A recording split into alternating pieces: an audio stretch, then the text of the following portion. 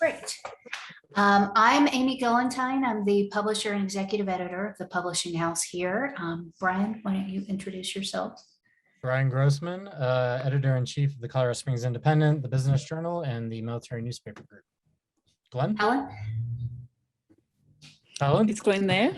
Yes. Okay. Ladies first. I'm Helen Lewis. I'm managing editor of the Colorado Springs Independent and the Colorado Springs Business Journal. And I'm Glenn Wallace. I'm the editor for the Southeast Express newspaper. So Chuck, why don't we get started just by introducing yourself and telling us a little bit about yourself. Sure. My name is Chuck Broerman. I'm the El Paso County Treasurer. I've lived in Colorado Springs and in Colorado for nearly 35 years. I grew up in Ohio and in a small farming community. I met my wife there, and she is a registered nurse here in the community. I worked 20 years in manufacturing of some high-tech companies such as NCR, AT&T, Symbius Logic. That's what brought me here to Colorado Springs, is my work in electronics manufacturing. I worked 20 years in that industry for getting involved politically in the Republican Party, worked my way up through the ranks as precinct committee persons to being the El Paso County Republican chairman and then state party vice chair. I've been involved in a lot of civic groups, from being the president of the MetTex Metropolitan District, my Stetson Hills Neighborhood Association, my local school district, many other groups over the years. As clerk and recorder, I've represented the Colorado County Clerks Association on their legislative boards, both in the motor vehicle section and in the election side of the House, advocating for bills and reforms and operational changes that would make our jobs better as clerk and recorders. As clerk and recorders, we wear many hats. We run elections, we run motor vehicle recording services, we do the agenda for the Board of County Commissioners. I run a group of 147 full-time employees and about 30 to 35 part-time employees. We have a budget of nearly $13 million. So I'm very vast in my ability to manage a lot of complex entities. So that's a thumbnail. Oh. So you are running for county treasurer. Can you explain what that role is for our readers who might not understand that role and why it's important to the county? Sure. In a simplified way, the county treasurer is the central banker for the county. The county treasurer collects the tax receipts that are due from property receipts, and then also other fees that are required to be collected by the county. It then takes that and distributes that to the various entities, whether the county departments themselves or to other geopolitical districts, from school districts to special districts to municipal districts, and like fire districts. So they're responsible for the collection of taxes and fees and then the proper disbursement of that to those proper entities. Okay. How does the treasurer work, and how will you, if you're elected, work with other county departments? Well, I thank you for asking. Through my professional career, I've been a leader. I believe as the next treasurer that our citizens deserve the very best in customer service. I believe that government should be limited, but it should be well run, efficient. I'm not a status quo type of leader. I'm always looking for ways to improve and innovate. As county clerk, I've received a number of national, state, and local awards on efficiency in government and innovation, and I will bring those things to the treasurer's office, where I will work to improve customer service. That department is not always the most friendly, and that's something as county clerk. Running a motor vehicle department where you get nearly 500,000 people through our 4 offices every year. People a lot of times don't look forward to going to a Department of Motor Vehicle office, but not such here in El Paso County. We work very hard to get you in and out within 20 minutes. We hire positive, upbeat people that have customer service training. We are not your typical DMV. We have enjoyed in this community people coming from all around the country that are stationed serving our community that find themselves here, and it's not a day go by. It's almost not an hour that goes by where someone says, "I've never been in a DMV like this. This was a good experience," and we receive a lot of personal accolades from our customers, and that's what I hope to bring to the treasurer's office: that customer service experience, that leadership. Like I said, I'm not a status quo type of person. I'm always looking to refine and get better. I think that's because of my 20 years of experience in the semiconductor industry, where it was always go, go, go. How can we make things cheaper, faster, more efficient, better? So I'm driven to always looking for a better way of doing things and making government service our citizens better.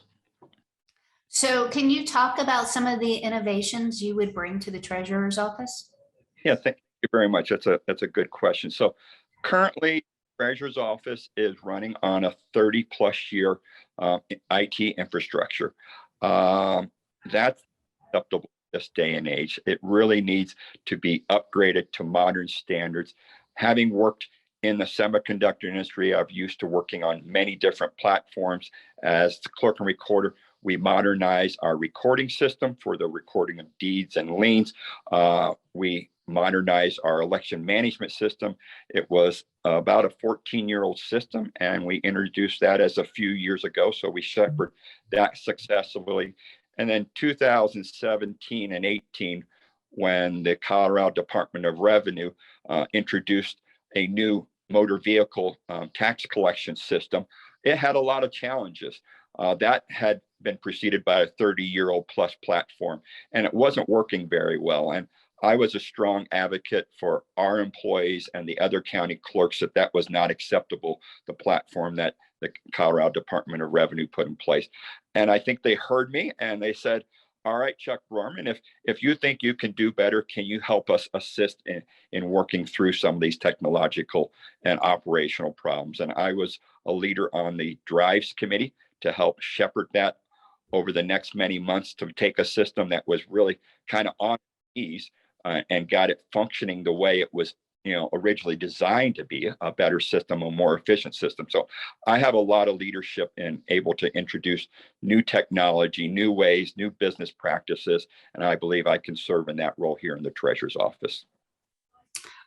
So you've talked about not being a status quo leader. Can you tell us your leadership style and how it's evolved over the years? I'm a management by walking around sort of guy. I know every one of the employees. I'm involved in the interview. I know about them, what their professional business background. I know about I'm engaged with my employees, so I like what makes pick why they come to work each day, the challenges they have. So I do a lot of interacting with my employees, from my managers and supervisors down to the line employees. I've worked on the line before, so I know the challenges that they can have. So I'm very intimate and personal with that. I know what makes them tick, and from that they give me a lot of ideas and feedback as to how we can make things better. So how would you answer criticism that you're moving from one elected office to another? And does that make you a career politician and somebody who's just looking for additional government work? Yeah, I don't think so. I worked 20 years in manufacturing engineering, so I had an esteemed career before that. I worked, I'm almost 8 years now in this role. I love this job. If we didn't have term limits, I would love to serve another term and then maybe retire. But I see that as this is an opportunity. The treasurer's office is just down the hallway. I have customers that come in that have expressed to me their challenges that they've seen. I've talked to other department chairs and stuff, and the challenges they've had working with the office, and I see a need. I'm a problem solver, so that's how I see myself, not as as a politician. I see myself as a person who seeks to make things better, to be a problem solver. I enjoy problems. I tell my staff, if you have a problem, you bring it to me. Come with me with 1, 2, or 3 possible recommendations, because if not, I'd love to solve them. So, if you want a particular method or pathway, come to me with a great idea and we'll get going on it. So how can you give us examples of how you've compromised and worked with people with differing viewpoints? Oh, most certainly. I think that's probably most in elections, both between the other 63 county clerks in the state of Colorado. So we have clerks that come from all political spectrum, Democrat, unaffiliated, to Republicans. We have to come together when it comes to legislation and work best practices. Get together routinely on best practices, whether it's in recording or motor vehicle. We understand that each entity is unique in its own way and has its own challenges, and one size may not fit all. So I'm very open to that. In elections, that's definitely true. We as an association is very good about sharing best practices, and it doesn't matter whether the idea came from a small or a large or a medium size. I'm all about creatively swiping. So if someone has come up with a good idea, a way of going about it, I'm a polite and understanding person. We routinely throughout the year meet with in elections with the Democrat and Republican Party, meet with them about the upcoming elections, giving them updates on election law changes and process procedure changes, key dates, so they can keep their membership well and informed. So we have a great dialogue with other entities, and I often get good ideas and interaction with other entities to make things better. So how do you think your 20 years in the private sector influences what you do in the public sector? I think very much from the problem solving arena. I don't look at things and say, oh, that's the way we've always done things. I'm a person who challenges that thought that why is it always that's the way we've always done things. I'm always open to making things better. So I'm the person in the room that's asking the critical questions as to how we can do better or how we can solve a problem. Those are my questions. Brian, do you have any questions for Chuck? Yeah. Can you maybe talk about interactions or an interaction that stands out that you've had with the public in your current role, and maybe what you learned from that, and how you would translate that lesson into the new position if you were to win? Sure. I something that's probably been at the forefront of the work we've done here in our office the last couple of years is the 2020 election. After 2020 election, there's a group of very passionate people who have concerns about the election, about the direction of our country, and felt something was amiss, something wasn't right. I testified before the General Assembly Legislative Audit Committee. I've met with groups in small and large numbers. I've met with individuals and answered hundreds and hundreds of phone calls with citizens addressing their concerns about the election processes and procedures. I want them to know that their system of election here, that they can have confidence and that their voice will be heard and will be accounted accordingly, and that the election results we get on election night truly reflects the will of the citizens here in El Paso County.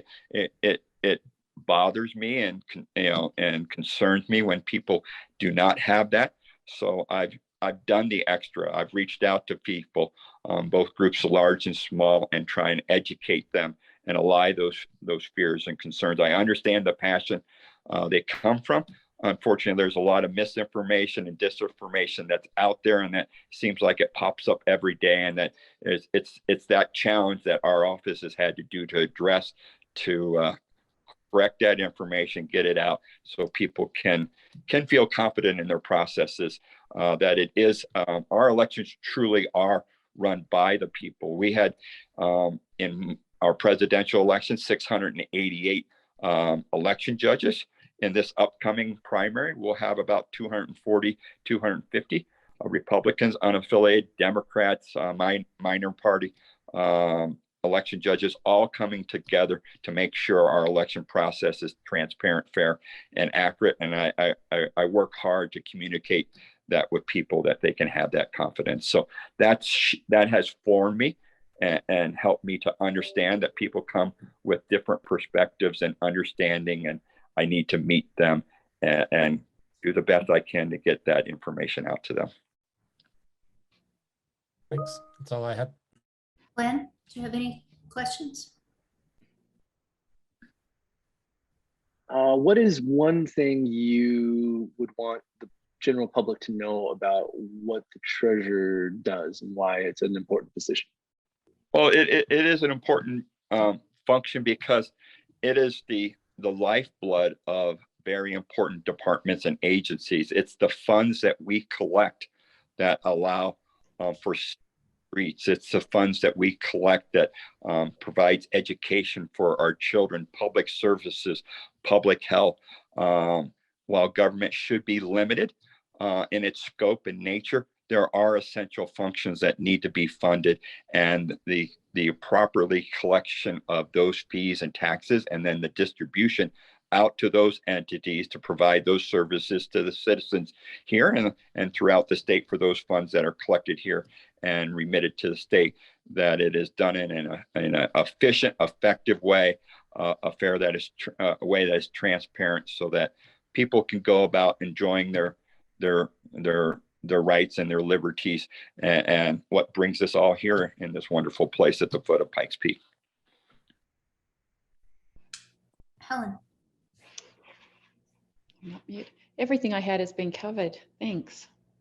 So I did have a question for you, because I have noticed, particularly at the DMV, that during COVID, there have been some really interesting innovations.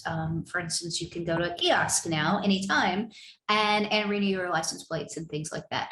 Do you plan to bring those sorts of, that was kind of forced by necessity. Do you plan to bring that kind of innovation to the treasurer's office? Well, that is something that I look to do. That, I'm kind of the father of kiosks here in the state of Colorado. We actually started the kiosks in 2017, so a couple years before the pandemic, but it served us well. So that is something that I think is something that's a platform that could be utilized in collection of taxes and fees, property taxes. We have that infrastructure. We have 10 of those throughout the community. Our citizens are adopting that, and I'm finding more and more our citizens want to engage government virtually.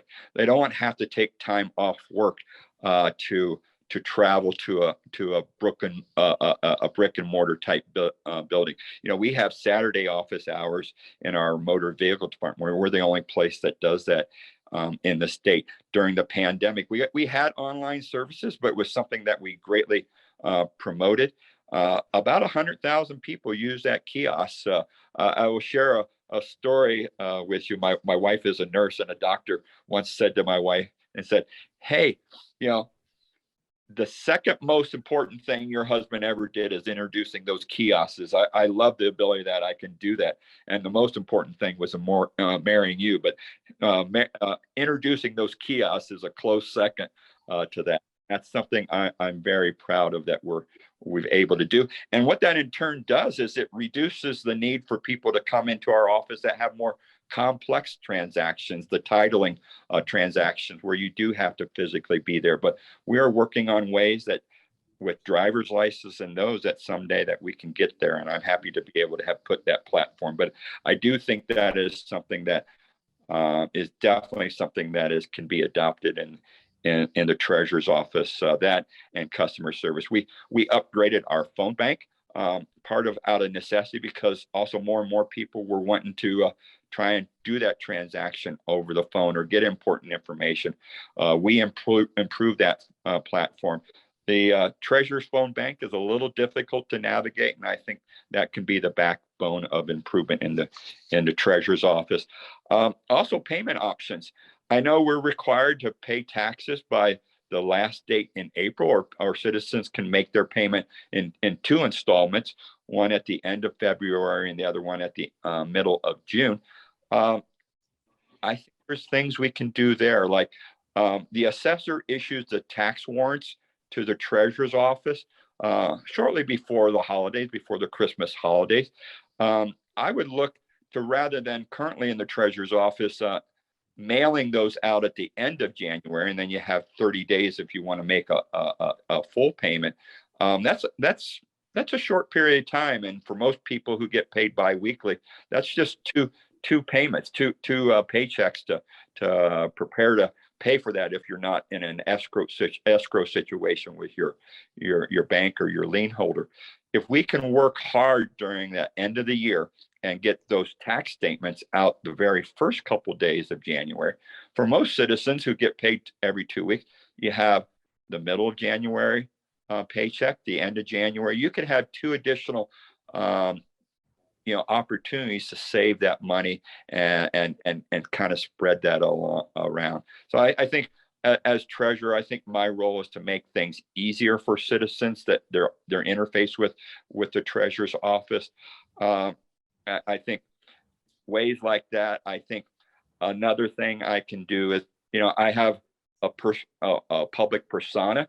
I get out in front of the public and educate them on important issues, especially in elections. I would use that to help educate people about the senior homestead exemption program. I think that, well, that's the assessor's program. That's something that I think I can be that amplifier, that megaphone for that, encourage more citizens to take advantage of that. I think one of my roles is to help people to stay in their homes. I think that's one of the most noble things we can do as citizens, is that people have their own home, their own place that they feel safe and comfortable in. And while I'm constrained by laws and statutes, but if there's programs and ways that I can help keep citizens in their home, there was a bill in the House, mobile home tax exemption. We have citizens that are in parts of El Paso County that are in limited means. They may live in a mobile home that's of low property value. That bill 1223 would exempt those mobile homes that were of low value, below a certain valuation, because it often took more time and effort and cost to assess the value and collect those taxes than what was being generated from those mobile homes. But it was a challenge for those citizens. If a bill like that could allow more people to be in their home and not have to be on public subsistence. So I think that's part of my role as the next treasurer, is to talk about the programs that we do have, advocate for those that are possible, that make it easier for our citizens. So paying taxes is nobody's favorite thing.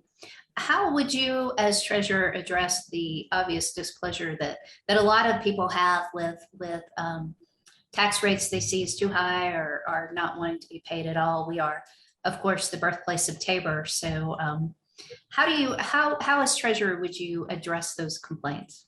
And those are challenges, because that is something that the assessor, the assessor is probably the least most popular person in county government. And we see that in Motorville, having to explain to people, that they come in and they pay their hard-earned dollars, and they get a little piece of plastic that they put on the corner of their plate, and they somehow don't think that's a fair trade, right? Hundreds of dollars